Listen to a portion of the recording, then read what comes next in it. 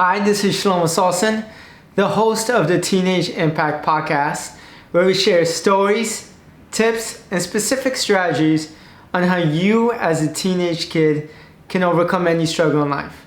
Whether it is anxiety, depression, suicidal thoughts, relationship problems, I've interviewed over 55 people on what they have gone through, how they overcame it, and how you can too.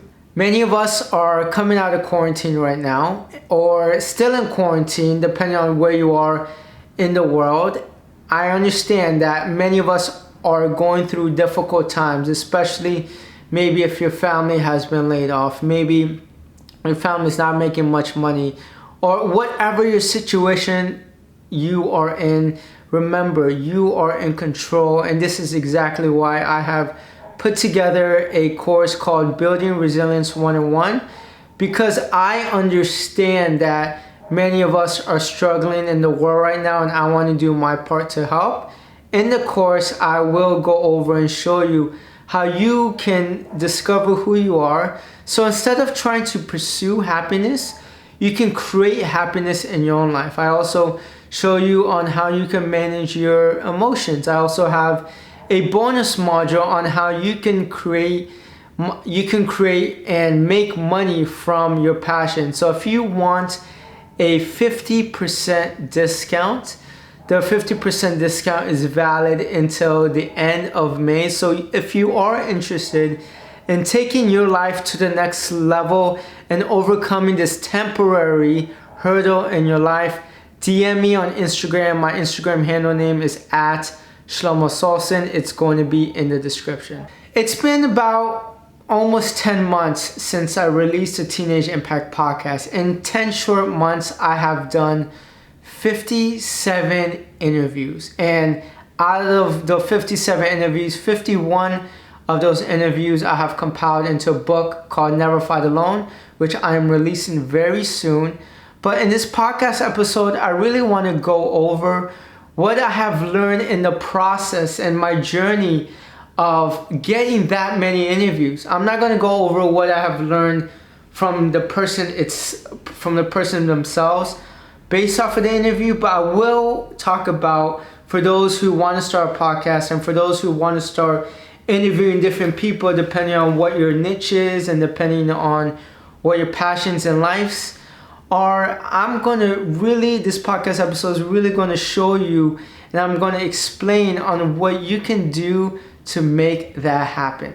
So the first lesson I have learned is you must consistently message people to interview every single day. I remember trying to go ahead and get interviews. In the beginning, it was tough. It took me a long time to start to get people to say yes. So what I would do is I would message people some weeks and not message people the other week. So my interviews were very sporadic. And if people didn't say yes to my interview, or if people say yes to my interview and didn't show up to the interview, I'd be really disappointed.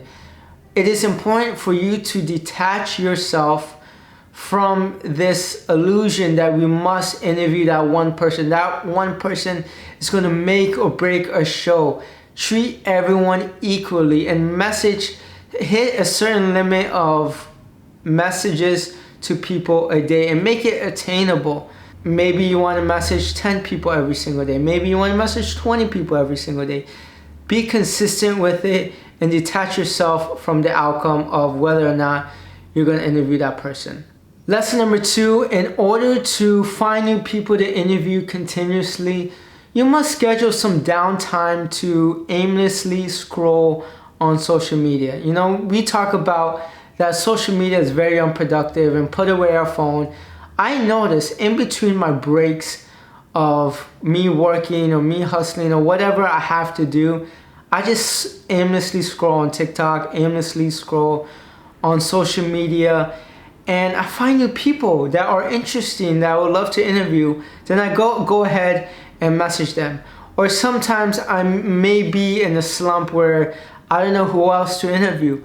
I go ahead and Google based off of my niche. I Google or YouTube teen mental health influencers or mental health influencers or teenage influencers. So depending on what your niche is, Google that keyword or phrase on Google and find articles or find people based off of those keywords. You can also put those keywords on Instagram. So the whole key is just schedule some downtime to maybe 30 minutes, maybe an hour, just to aimlessly scroll. It gives you content ideas, and it also gives you ideas on who you should interview. Tip number 3, if someone does not respond back the first time, don't lose hope. We can easily get discouraged when we send so many different messages and people don't respond back. You don't understand how many times I had to message people in order to get a response, or how many times I had to message people in order for them to be on my show. Some people said yes on the first try. Some people, I think it took literally like 8 to 10 messages. So keep on messaging people bi-weekly, monthly, with different types of messages.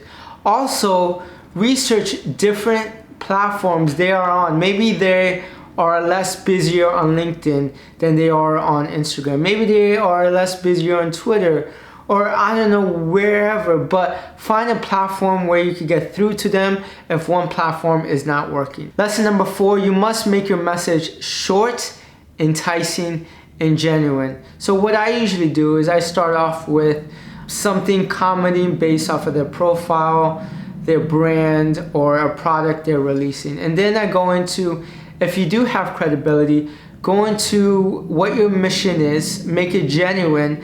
So my mission is to help teens overcome adversity. So I would generally express that in my message on how I want to help teens from around the world overcome adversity in life. So I would express my mission in life, and then I would go into establishing my credibility.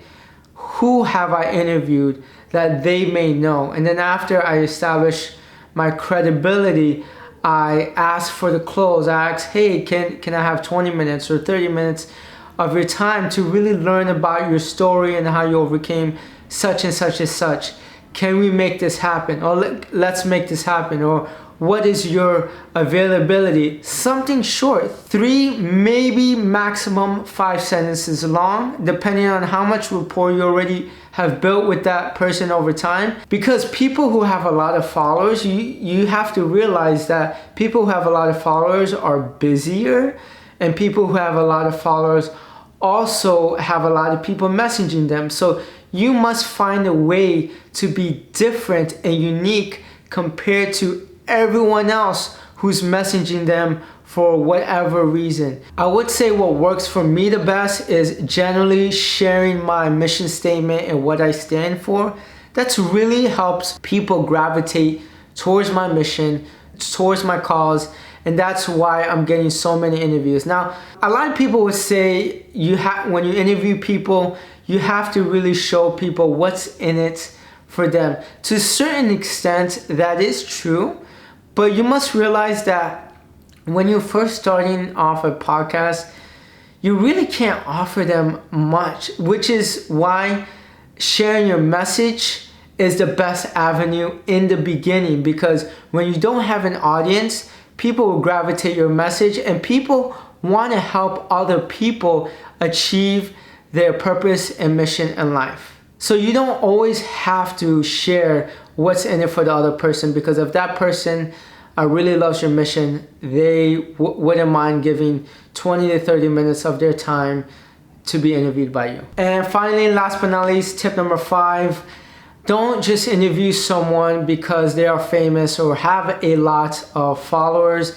From what I realized from my podcast episodes, the people who have actually the most followers on my podcast episodes are the ones who have the least amount of downloads.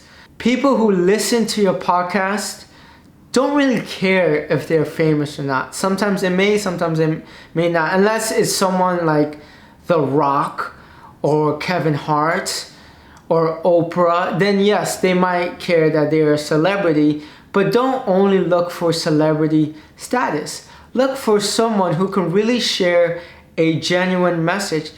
I have interviewed people with not that many followers, but has had a lot of podcast downloads because my listeners are generally interested in what they are talking about. So when you go out there and try to find different people for your podcast, don't try to look for followers as a way to get people on your podcast and be excited that they are on your show. Really get excited about the message people are conveying on your podcast. That should be the number one focus, not the person's follower count. I hope this brief episode of the Teenage Impact podcast really helped with your process. If you're going out there and you want to create a podcast, or you want to start interviewing world-class people for your podcast, depending on what niche you are in. Remember, if you do have any questions, I'm always here to help. Go ahead and message me on Instagram at Shelomo Solson. I would gladly answer any questions you may have about my process of interviewing people. I want to see people succeed.